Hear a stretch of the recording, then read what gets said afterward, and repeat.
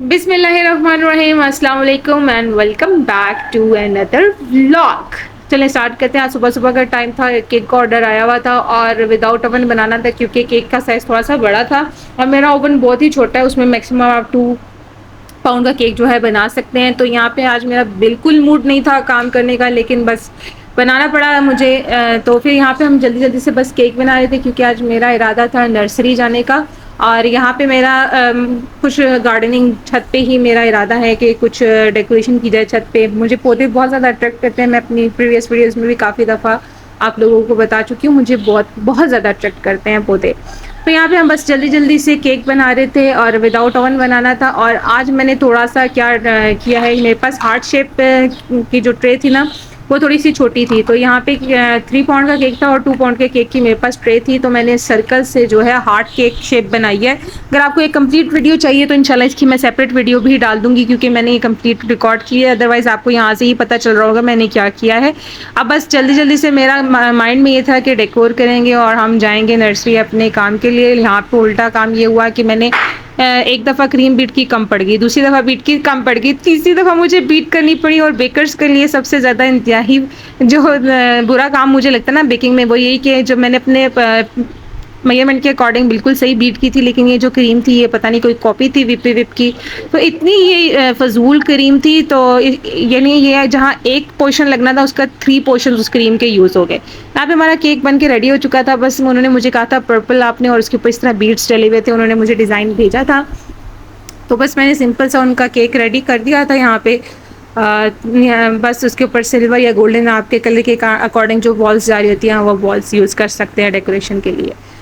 और यहाँ से पे मैंने सर्कल से जो है अपना हार्ट शेप केक बनाया है। कोई भी यहाँ पे गेस नहीं कर पाएगा कि ये सर्कल केक था या क्या है। और केक काफ़ी अच्छा खासा हैवी हो गया था क्योंकि क्रीम की क्वांटिटी काफ़ी अच्छी ज़्यादा यूज़ हो गई थी और इनर फिलिंग वगैरह की वजह से भी। तो जैसे ही हम काम करके भी फारिग हुए थे, हमारे कुछ पार्सल्स पेंडिंग थे दराज में स्किन केयर के रिलेटेड। मैंने कुछ न्यू प्रोडक्ट्स मंगाए हैं, इंशाल्लाह इनका रिव्यू भी मैं जल्द आपके साथ शेयर करूँगी। और यहाँ पे मैंने मंगाए थे ऑलिव नेचुरल्स के ही मंगाए हैं, विटामिन सी एंड ट्राईपेप्टाइड्स का मैंने आपको अपने जो है टिकटॉक पे शॉर्ट वीडियो डाली थी कि ये पेप्टाइड जो है रेटिनॉल से एडवांस होता है, और इसके जो कुछ स्क्रीनशॉट्स हैं वो मैंने साथ में अपने अटैच कर दिए हैं इनके कंपैरिजन के, और पेप्टाइड के किस लिए यूज़ होता है उसके सारे कंपैरिजन के जो है मैंने स्क्रीनशॉट साथ अटैच कर दिए हैं। बाकी आप खुद भी फर्दर जो है सर्च करके गूगल से देख सकते हैं। तो मैंने जहाँ तक सर्च किया था उसमें ये था कि रेटिनॉल थोड़ा जो होता है वो स्किन को सेंसिटिव कर देता है, वेयर एज जो ये आपका पेप्टाइड है ये आपका सेंसिटिव नहीं करता है स्किन को, ये ज़्यादा एडवांस भी होता है। और ट्राई का मतलब है 3 क्वांटिटी है इसमें अमाइनो एसिड की, तो इसलिए ये ज़्यादा बेटर है मुझे कंपैरेटिवली मैंने अभी टेस्ट ही करना था तो मैंने सोचा क्यों ना हम रेटिनॉल की बजाय पेप्टाइड पे ही जाएँ।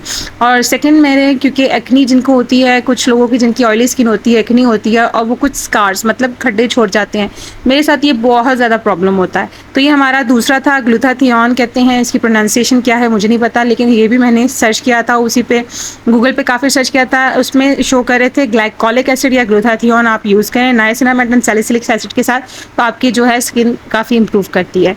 अभी तो मैंने ये स्टार्ट किया है तो मैं आपको इंशाल्लाह 1 मंथ बाद इसके रिजल्ट्स बताऊँगी।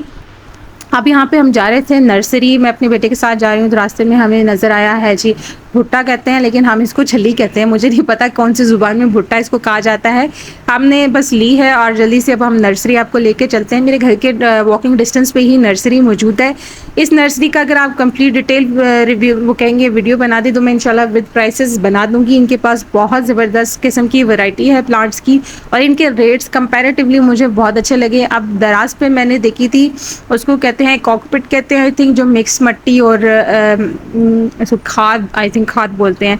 मुझे इतनी चीज़ों की नॉलेज नहीं है, लेकिन ये जो थोड़ी बहुत चीज़ों की मुझे इंटरेस्ट जिस चीज़ में पैदा होता है तो मैं नॉलेज थोड़ी बहुत उसी वजह से मेरे जो है मैं आप लोगों के साथ शेयर करती हूँ।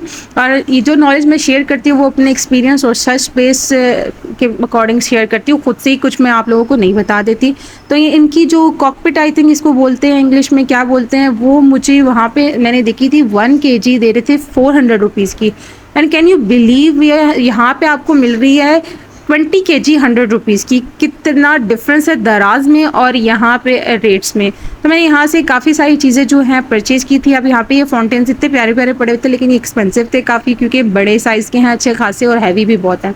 तो ये छत पे तो रखे नहीं जा सकते, और मैंने करना है अपनी छत पे ही कुछ सेटिंग करनी है। उसके लिहाज से मैं कुछ चीज़ें देख रही थी। ये कुछ इंडोर प्लांट्स थे, और यकीन करें इनके रेट्स इतने मुनासिब थे। मैंने बाहर से वैसे ही प्लांट्स लेके फिरा था बंदा, उसमें सिर्फ उसने वो प्लांट की टहनी थी और उसको उसके ने कच्ची सी मिट्टी में रखा हुआ था, उसके साथ ब्राउन कलर की, पता नहीं क्या कहते हैं उसको, उसके साथ रखा था उसने, वो 100 रुपीज़ का दिया था। और यहाँ पे वही सेम प्लांट जिस तरह आपका मोतिये का या गुलाब का है या किसी टाइप का भी है, आपको प्लास्टिक का एक पॉट देते हैं, उसमें अच्छी खासी मिट्टी होती है, उसके अंदर वो प्रॉपर वो नरिश हो रहा होता है। वो आपको जस्ट 40 रुपीज़ में यहाँ पे मिल रहा है। छोटा वाला जो थोड़ा सा बड़ा होता है वो 100 रुपीज़ में मिल रहा है, इतनी सारी चीज़ों के साथ। तो मुझे इनके रेट्स काफ़ी अच्छे लगे थे। जो छोटे प्लांट्स हैं प्लास्टिक के पॉट्स के अंदर, ये आपको 100 रुपीज़ के मिल रहे हैं। जो थोड़े से बड़े हैं वो 150 के मिल रहे हैं। इसी तरीके से जो मड वाला है, यहाँ पे कुछ मड वाले में भी आपको लेफ्ट साइड पर नज़र आ रहे हैं, ये मड वाले आपको 300 की रेंज में मिल जाएंगे। और इनके रेट्स बहुत ज़बरदस्त हैं। मुझे क्योंकि मैंने 2 से 3 यहाँ पे इसी लाइन में पेशावर रोड पे नर्सरी आएंगी, मैंने 2 से 3 जो नर्सरीज़ हैं उन सब का विज़िट किया था। इनके रेट सबसे मुनासिब थे। यहाँ पे जो भाई हैं वो कुछ कम भी कर देते हैं, जो बताते हैं उसको कम भी कर देते हैं। बाकी यहाँ पे प्लांट्स की जितनी वैरायटी है मैंने आपको शो कर दी, बेतहाशा वैरायटी है। उसके अलावा यहाँ पे कुछ ये पॉट्स वगैरह थे, और इनके ये जो स्वान है और ये कुछ रैबिट्स वगैरह, ये स्वान का आई थिंक 370 रुपीज़ था, जिधर रैबिट का भी 370 था, इसका 2500 रुपीज़ था।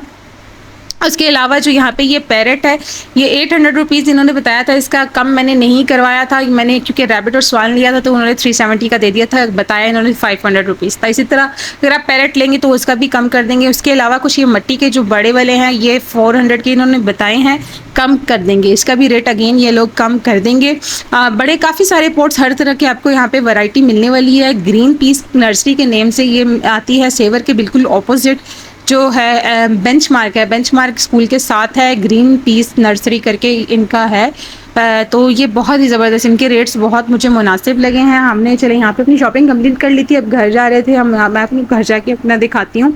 अभी थोड़ी सी चेंजेस की हैं मैंने, लेकिन बहुत अच्छा लुक आ रहा है। अच्छा, यहाँ पे ये मैंने फ्लावर्स लिए थे, मुझे इसके ना इतनी डिटेल पता नहीं थी। ये मॉर्निंग यानी सुबह के टाइम में इस तरीके से खिल जाते हैं, देखिए माशाल्लाह कितने प्यारे लग रहे हैं, और शाम के टाइम ये बंद हो जाते हैं। अभी सुबह के टाइम में मैं आपको दिखा रही हूँ, ये इस तरीके से खिले हुए हैं, तो शाम के टाइम जो है ना मैं आपको दिखाऊंगी ये बंद हुए होंगे। मैंने दोनों जो है टाइम के रिकॉर्ड किए हुए हैं, आपको ज़रूर शो करूँगी। उसके अलावा कुछ डेकोरेशन जो मैंने किया है वो यहाँ पे आपको दिखा देती हूँ। मैंने यहाँ पे लगाया है एप्पल लगाया है, अंगूर का लगाया है, मैंने कुछ डेकोरेशन पीसेस लगाए हैं, और यहाँ पे मैंने धनिया, हरी मिर्चें, मोतिया लगाया। मोतिया मेरा बेचारा सूख गया था, लेकिन इंशाल्लाह इसकी उम्मीद है कि ये दोबारा ज़िंदा हो जाएगा।